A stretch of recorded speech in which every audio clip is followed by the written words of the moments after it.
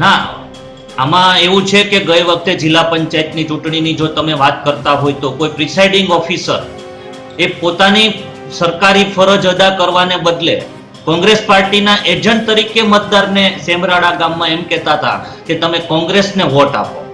એટલે જ્યારે ચાલુ મતદાન હોય કોઈ પ્રિસાઇડિંગ ઓફિસર એને નિષ્ઠાપૂર્વક મતદાન થાય એવા પ્રયાસો કરવાની જગ્યાએ કોઈ એક પાર્ટીના એજન્ટ તરીકે જો કામગીરી કરતા હોય તો તેમને જરૂર કંઈ ભાન કરાવવું પડે. એટલા માટેની એ જે તે વખતની ઘટના હતી અને એ તો પોસ્ટિંગ પિટિશન હાઈકોર્ટમાં થઈ અને મારી સામે એફઆઈઆર રદ કરવાનો આદેશ પણ હાઈકોર્ટ દ્વારા આપી દેવામાં આવેલ છે. આ ઘટના સાથે એને કોઈ નિસ્બત નથી. અને જે ગઈકાલની ઘટના છે પીજીવી સેલ કચેરીની, એમાં કોઈ પણ જાતની મારામારી થઈ નથી, માત્ર ઉગ્ર બોલાચાલી થઈ હતી. પીજીવીસીએલ કચેરીના અધિક્ષક ઇજનેરની હાજરીમાં, મારી ગેરહાજરીમાં જે કંઈ થયું હશે તો એનો મને કોઈ ખ્યાલ નથી. પુરાવાઓ હશે તો કાયદાકીય રીતે જે કાંઈ કામગીરી થશે, કાનૂનનું કામ કરશે. અમારી ક્યાંય ભૂલ હશે તો અમને પણ સજા થશે, એના માટે અમે તૈયાર છીએ. પરંતુ જો કોઈ પણ અધિકારી ખોટી રીતે ખેડૂતને, હું તાજેતરનો તમને દાખલો આપું છું કે એક ખેડૂતને 8 વીઘા જમીન છે, એનું કાયદેસરનું કનેક્શન છે, એના વાડીમાં 8 વીઘામાં ક્યાંય વાવેતર નથી તો એને 70,000નો દંડ કેવી રીતે આપવામાં આવે? એનો સવાલ અમે જ્યારે એમને કર્યો ત્યારે એમને આ સવાલથી મજા ન આવી અને કે આ તો થાશે જ, હું જે કહું એમ જ થાય. એટલા માટે જે તે ઘટના સ્થળે બોલાચાલી રૂપે આ ઘટના બની હતી.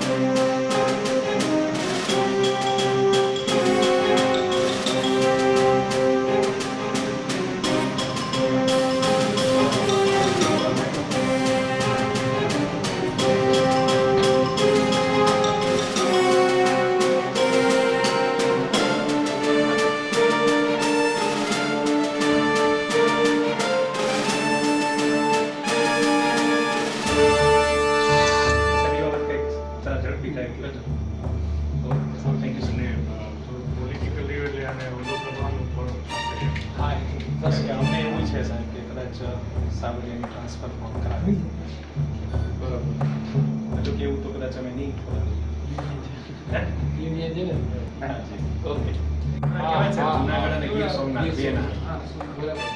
એમની હાજરીમાં સાહેબ બને ને સાહેબ એટલે અમારે ફિલ્ડમાં તો શું ને પાછું સાહેબ આજે સ્ટેટમેન્ટ એવું આવ્યું કે અમે તમારા ખેડૂતોને કહેશું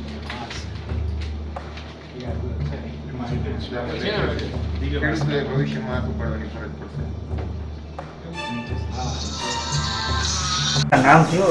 હું જીબી એન્જિનિયર્સ એસોસિએશનમાં એડિશનલ જનરલ સેક્રેટરી પર્સનલ તરીકે હોદ્દો ધરાવું છું. મારું નામ એલ કે પરમાર છે.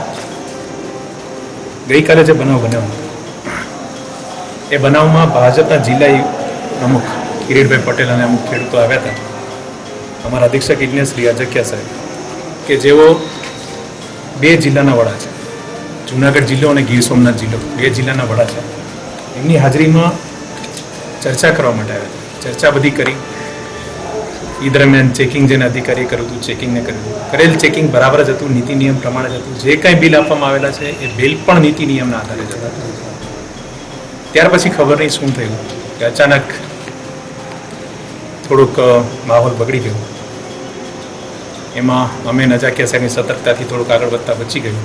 પણ કિરીટભાઈ પટેલ સાહેબના ડ્રાઈવર, એને નામ તો ખબર નથી પણ પાતાપુરના રહેવાસી છે, એને આવીને અમારા સાવલિયા સાહેબને એક થપ્પડ મારી.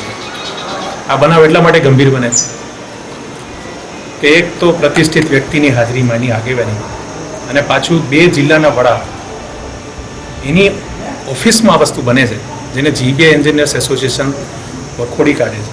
અને આ બાબતે જે કંઈ આગળની કાર્યવાહી નિયમ અનુસાર થાય તે માટે થઈને આજે અમે કલેક્ટરશ્રીને આવેદનપત્ર આપ્યું છે. એક આવેદનપત્ર અહીંયા અમે એસપી સાહેબની ઓફિસમાં આપ્યું છે. બીજા જરૂરી આવેદનપત્ર પણ અમે બાય પોસ્ટ બાય મેલ અમે અમારી ઓફિસમાં પણ પહોંચાડશું. ભવિષ્યમાં ન્યાય નહીં મળે તો લડત ચલાવશો? જી.